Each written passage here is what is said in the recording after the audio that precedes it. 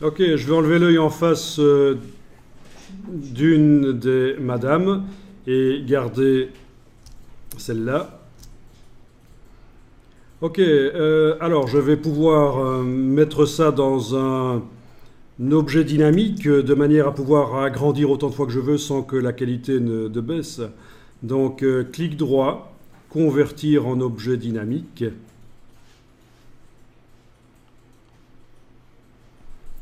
Ensuite, CTRL T et poignée du coin et je peux agrandir. Voilà. Ça fait une belle publicité pour un parfum. Shampoing. Ah, le parfum vent du désert. Odeur de pet dromadaire. Oui, ça c'est la publicité mensongère, mais c'est du vent du désert, quoi. Alors, on va changer les yeux de la couleur des yeux de la madame. Bon, on va tester, parce que j'ai pas encore testé ça ici, mais on va tester ça par... Ah oui, au passage, on voit vraiment que ça a été lissé, la peau, la technique de ce qu'on appelle la technique de la séparation de fréquences. On verra une technique similaire pour lisser la peau, mais plus facile que la séparation de fréquences. La technique du passe-haut inversé. Alors ici, au lasso, je vais prendre le lasso. Le lasso va créer des sélections avec un contour net, donc le contour progressif est mis sur 0.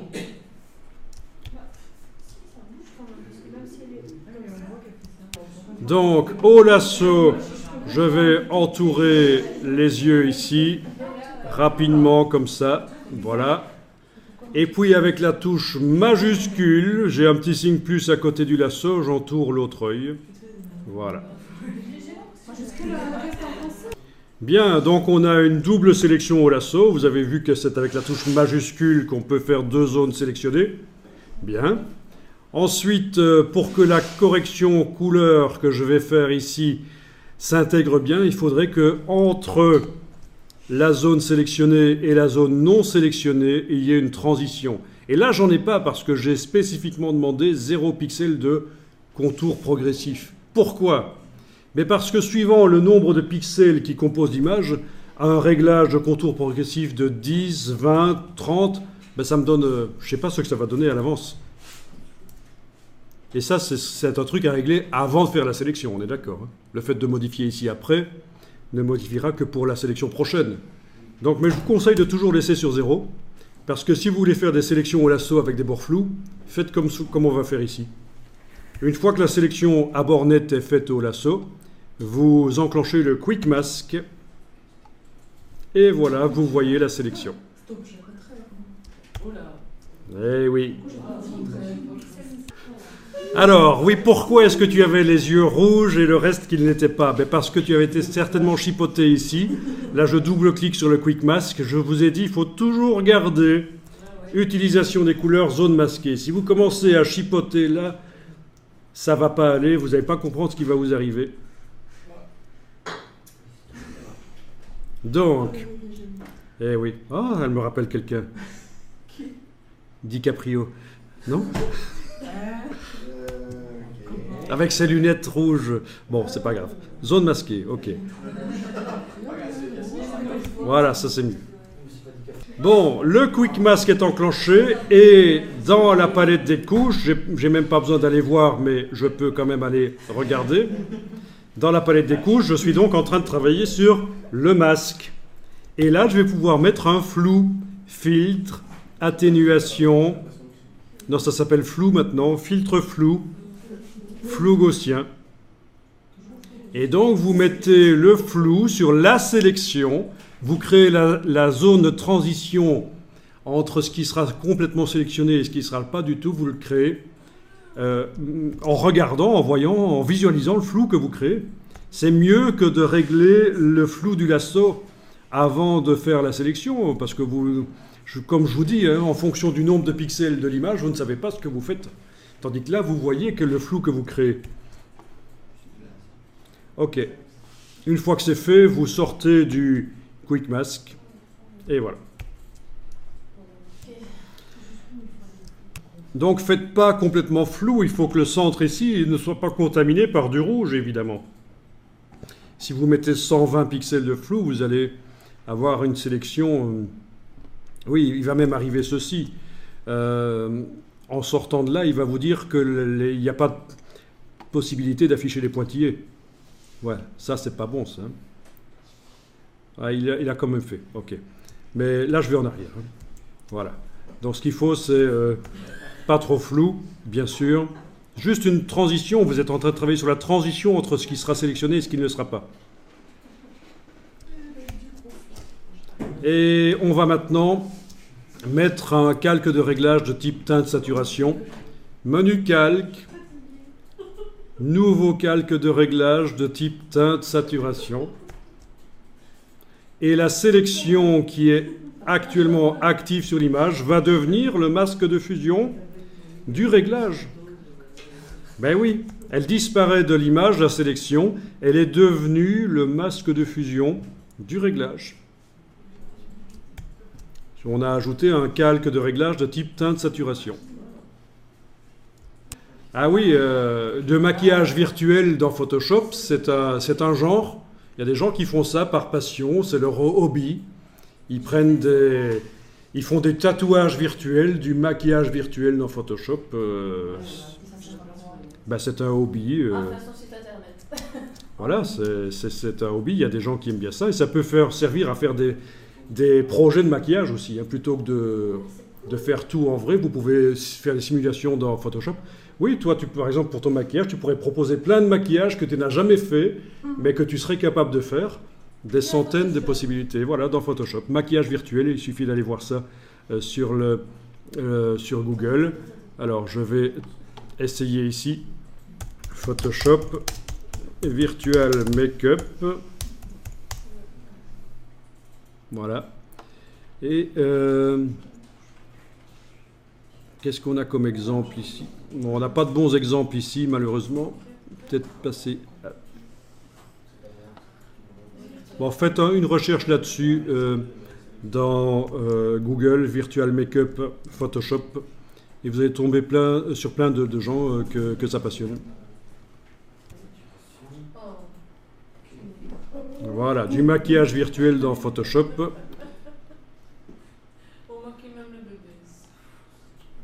Mais pourquoi pas, hein? Ça peut être une spécialisation parmi d'autres choses. Il ne faut pas se spécialiser que dans ça, évidemment. Ok. Donc je reviens ici à la madame avec son calque de réglage ici, teinte saturation. Je vais changer, par exemple, la saturation et modifier la teinte. Et vous voyez ce qui se passe. Ben, ça agit sur tout, évidemment, parce que je n'ai pas ciblé. Je suis en global. Donc je vais remettre ça à 0. 0, 0.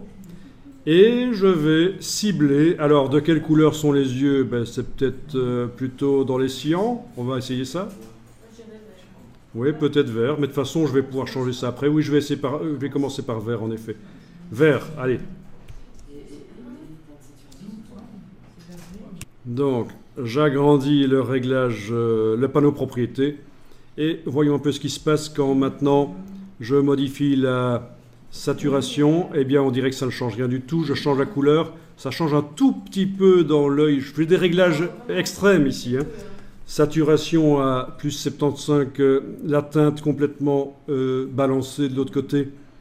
Et en fait, il va falloir que je bouge le ciblage ici. Ah. Eh bien, ce serait plutôt de ce côté-là, en fait. Hein. Du côté du vert jaune, apparemment.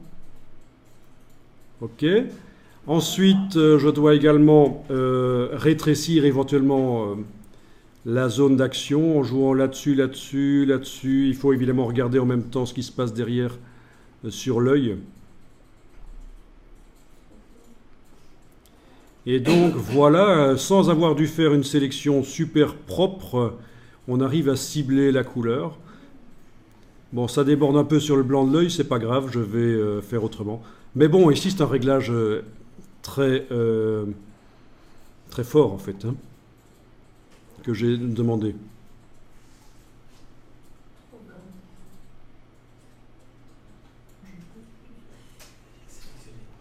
Donc le principe est là, on va le réappliquer aussi sur d'autres images, le principe du teint de saturation ciblé.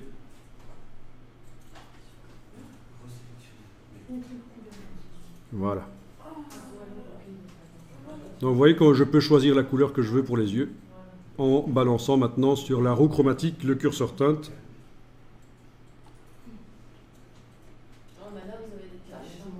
Et oui, il y a des taches, c'est inévitable.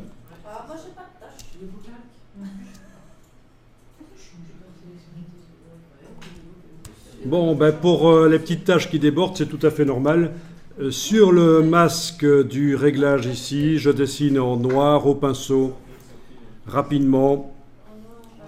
Voilà, sur les petites taches, et voilà, ça n'agit plus à cet endroit-là.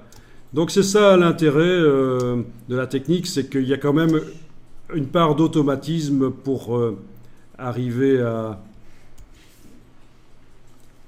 changer la couleur, quoi. On cible, mais il faut quand même retoucher un peu. Et là, je vous montre avec la touche Alt, en cliquant sur le masque, je vous montre à quoi ressemble le masque du réglage teint de saturation. D'accord? Touche Alt pour l'afficher en grand, on avait déjà dit ça. Ok, souvenez-vous que quand vous revenez dans le réglage teint de saturation, que vous obtenez en cliquant sur la partie gauche du calque, il faut retourner dans pas écran global, il faut retourner là où on était pour retrouver nos curseurs. Voilà. Amusant ça, hein? Donc on peut changer les couleurs.